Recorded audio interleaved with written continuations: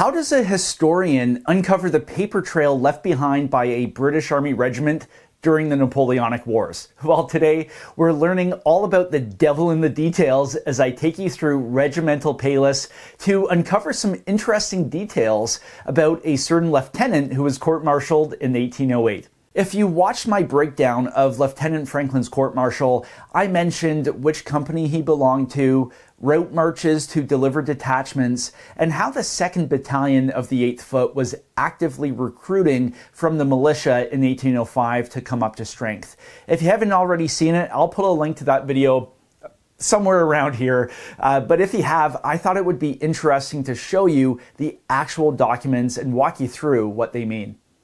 You should be able to see my screen right now, hopefully. And what I'll do is I'm going to walk you through a couple of documents, explain what they are, how they worked, and also point out a couple interesting details along the way. I love this stuff. Hopefully you do too. So what we're looking at right now is the monthly pay list and muster roll for the King's Regiment from the 25th of December 1804 to the 24th of January. These dates never change. Pay lists and musters were always done from the 25th to the 24th, and it was actually a rule that men couldn't be transferred between companies except on the 25th, the start of the new pay period, which would make accounting a whole lot easier. Imagine moving men halfway. Insane. All right, so right now we see the colonel of the regiment, Ralph Dundas. When he died in 1814, this was actually moved over to General Edmund Stevens. It also lists the lieutenant colonels. Now, here I want to point out the difference between regimental rank and army rank. I'm going to do a whole separate video on this. But if you are a student of British military history, you'll notice two familiar names. The first is Gordon Drummond, who was a lieutenant general during the War of 1812, and he also became Governor General of Canada. Daniel Howden, in the video of Lieutenant Franklin, he was Brigadier General, recently promoted. His regimental rank was still a lieutenant colonel, even though he was a general officer at this point. So essentially we have two majors commanding the regiment because the lieutenant colonels are basically busy doing general stuff. So we have Bryce Maxwell, who would go on to die at Martinique in 1809, and the second Major P.T. Roberton, he was actually working in the 2nd Battalion at this time, getting it set up and put together, and he would transfer over to the 1st before the regiment sailed over to Halifax. The adjutant, Peter Moyle. Now, interesting fact about Mr. Moyle, he's serving his 2nd stint as adjutant here. He had been adjutant previously. He used to be the provost marshal in Egypt. He then started as adjutant in the regiment, and then Thomas Miller took over, the former sergeant major, but then Thomas Miller was promoted in the 2nd Battalion, and then Peter Moyle had to step back into the role. So a little musical chairs going on with the adjutants. We have surgeons, assistant surgeons, and then Paymaster Kingsley, who we'll talk about in another video. Some interesting stuff happened with him. Now I want to focus on an actual company. So this is Captain Lone's company, and this was the company to which Ensign Franklin was first assigned when he joined the King's Regiment in late 1804. So we can see Captain Lone signing here, and at the bottom, H.L. Franklin under Ensign signs his name right there. Now, the 2nd Battalion of the Kings had just formally been created. It was in the works for most of 1804, but December was the first time it actually came officially into existence. And we can see here a number of sergeants, because these company pay lists, the officers would be at the top, then it would list the sergeants, then the corporals, then the drummers and fifers, and then the privates of the company. Obviously, when you're starting a whole new battalion, you need people to train new recruits. So we can see here, these two sergeants were moved over to the 2nd Battalion to form that framework of staff that would then be able to train and mold the influx of recruits coming in primarily from the militia. If we fast forward another month from the 25th of January to the 24th of February 1805, Ensign Franklin is transferred to a new company under the command of Captain Neil McNeil. Captain McNeil, he was sitting on half pay, not doing very much, and I'm sure he was very happy to get a full-time job, and he certainly took advantage or got lucky with the fact that the King's Regiment needed a whole new slew of officers to fill the ranks because officers were being promoted, and basically they had an entire 2nd Battalion to build. So Captain Neil McNeill, he would go on to die at the Battle of York in 1813, but he was certainly happy to be coming off half pay. And again, we see Ensign Franklin at this time, and he signs right there. Now, at the start of the video, I mentioned that these were monthly pay lists. Now, this changed in 1806 because it was creating way too much work in terms of administration. And the actual order mentions to simplify the regimental accounts and to diminish the labor of the paymaster, as well as the delay and difficulty of examination at the War Office. It was driving people nuts, so much paperwork. And then also a multiplicity of vouchers, or this means receipts, which are difficult to collect and burdensome to transmit. So basically what happened was the Army shifted from using monthly pay lists to quarterly pay lists to alleviate a lot of that onerous paperwork that was being created from it. Now, interestingly, the 8th Foot didn't comply with this order until mid-1808.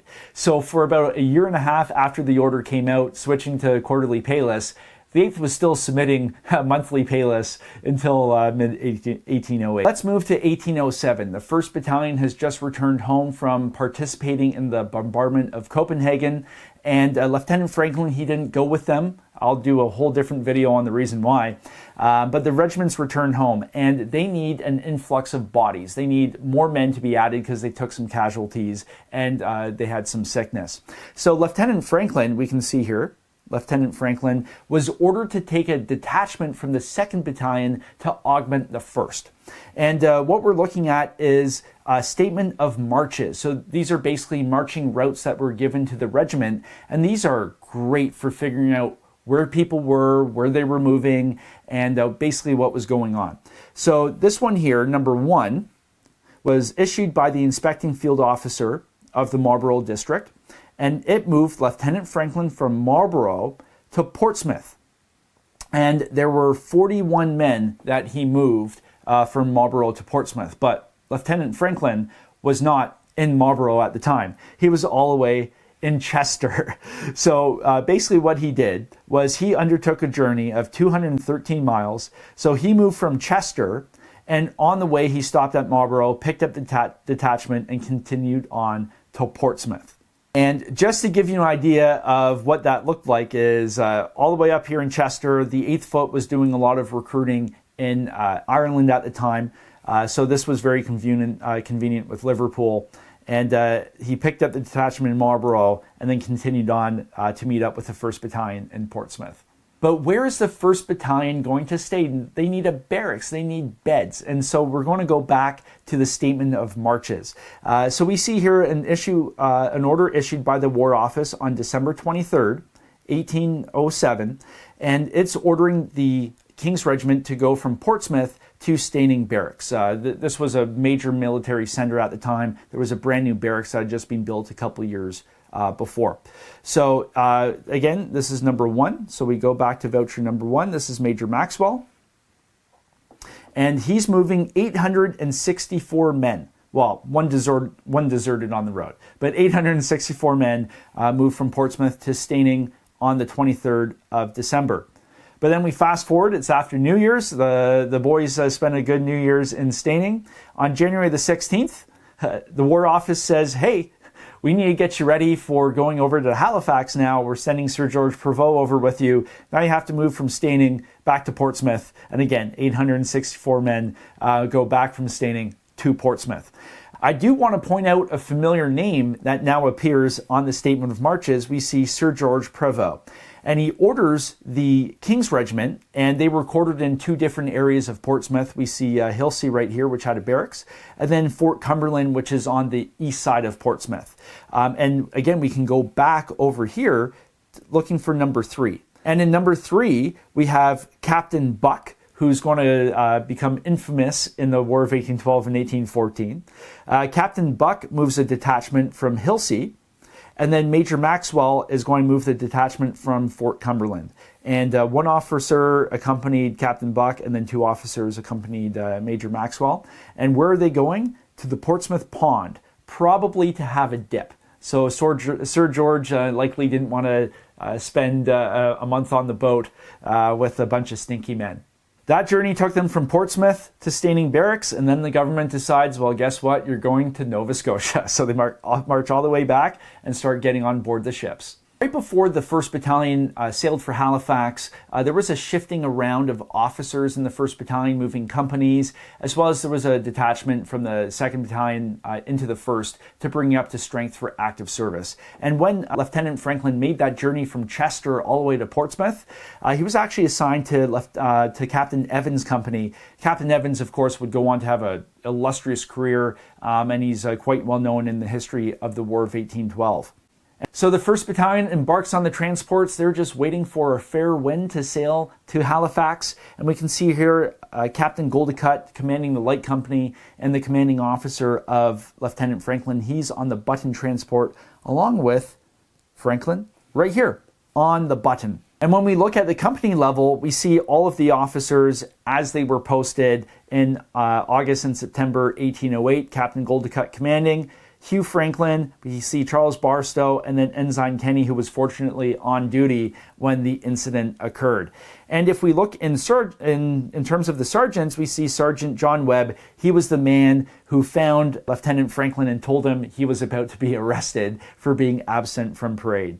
I thought it would be interesting to show you the documents and take you behind the scenes. I geek out with this stuff, so if this is up your alley, if you enjoyed it, hit the subscribe button, and I'll see you in the next chapter.